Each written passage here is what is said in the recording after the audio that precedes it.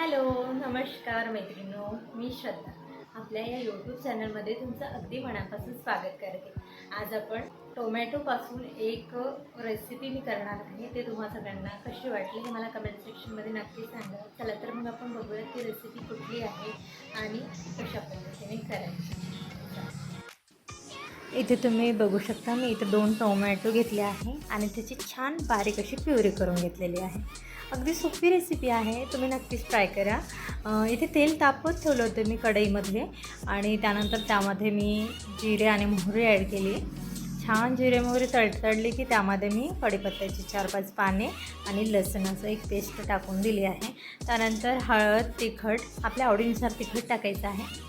त्यानंतर ते puree add करून त्यामध्ये मी पाणी ॲड केलेलं आहे. इथे तुम्ही बघू शकता, आणखी थोडं मी पाणी ॲड करणार आहे. त्यामध्ये तुम्हाला हवं त्या कन्सिस्टन्सीमध्ये तुम्ही थिकनेस ठेवू शकता. म्हणजे तुम्हाला पातळ हवं असेल तर तुम्ही पातळ किंवा घट्ट हवे असेल तर मग घट्ट ठेवू शकता.